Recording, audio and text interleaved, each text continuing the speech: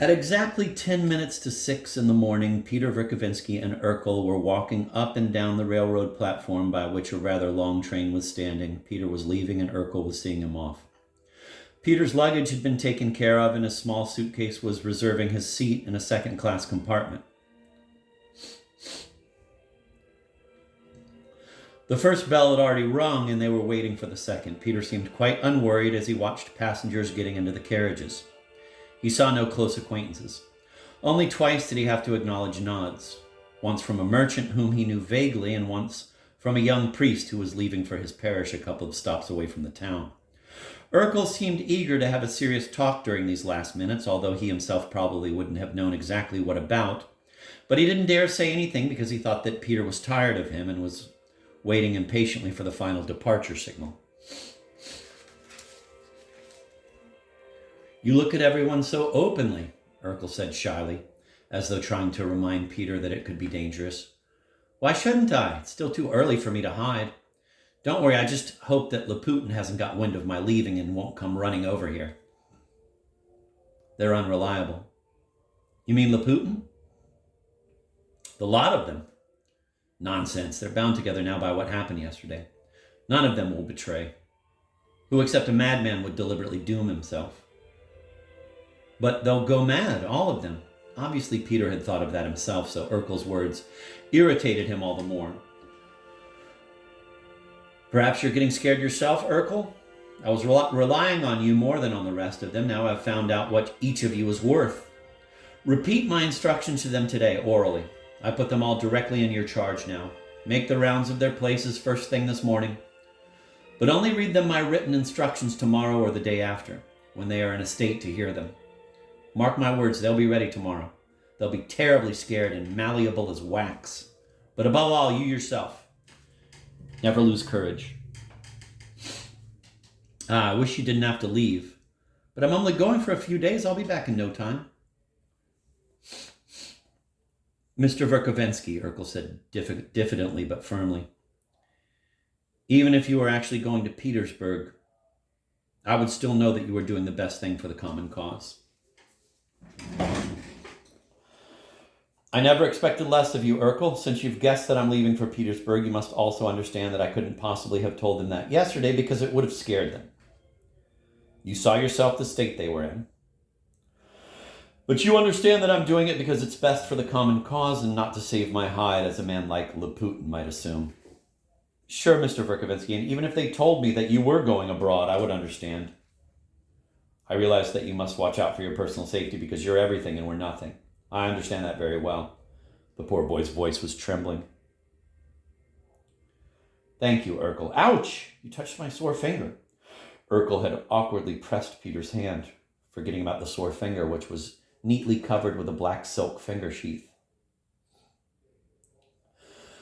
"But let me assure you positively that I'm going to Petersburg to see what's in the air and that I probably won't spend more than 24 hours there. Then I'll take the train straight back. When I return, I'll stay at Gaganov's country house for appearance's sake, if they think there's any danger. I'll be here and I'll be the first to face it.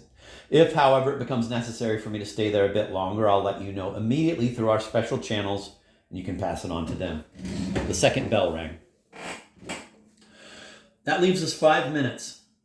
You know, I'd hate to see the 5 in this town disintegrate. Not that I'm particularly worried about it. In any case, I had plenty of 5s in the general network, and I can't attach too much importance to this particular one, but I feel that each group can be useful. Anyway, I'm not worried with you here, although I'm leaving you alone with those freaks. They won't dare talk, don't worry."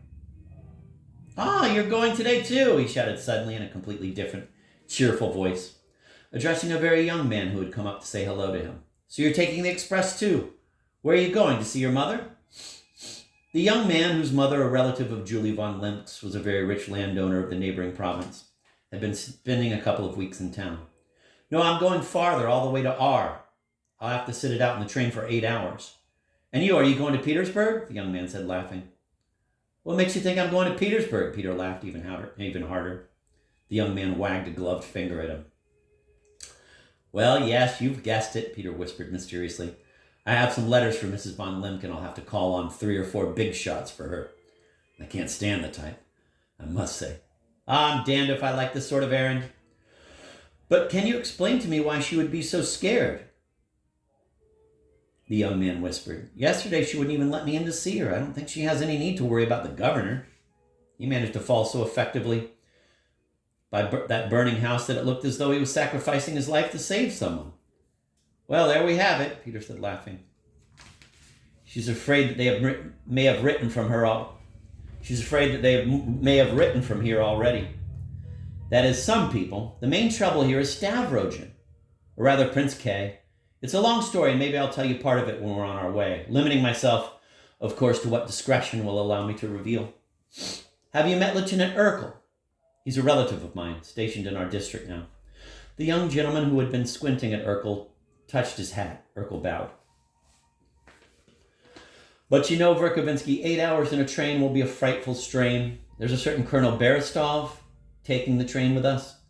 His estate is next to ours, and he's married to one of the Garin girls.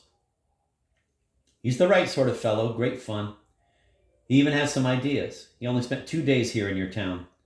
He's crazy about cards, so perhaps we could organize a little game. What do you say? I have my eye on a fourth already, one Pripokolov, a bearded millionaire merchant from T. And I mean a real millionaire. You can take my word for that. A wonderful old money bag. We'll have great fun. I'm very partial to a little game, and I'm sure it would have been great fun, but I happen to be traveling second class, so...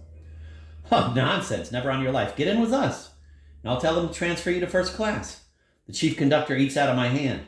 What do you have in your compartment? A bag? A rug? Fine, then let's go. Peter picked up his bag, his rug, and his book and moved quite willingly into the first-class carriage. Urkel helped him. The third bell rang. Well, Urkel, Peter said hurriedly, shaking Urkel's hand through the carriage window for the last time, they're waiting for me to start that game. You don't have to explain to me, Mr. Verkovensky, I understand. Well, in that case, I wish you all the best. And Peter turned away from the window because the young gentleman was calling him, wanting to introduce him to the other two players. And that was the last Urkel saw of his Peter Verkovensky. He returned home quite depressed. It wasn't that he was frightened at Peter's leaving him so suddenly, but Verkovensky had so readily turned his back on him as soon as the elegant young man had called to him. Hadn't he really had anything else to say to him?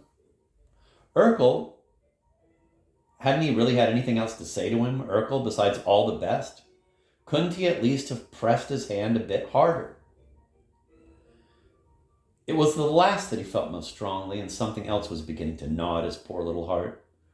Something that he himself didn't yet understand. Something connected with the night before.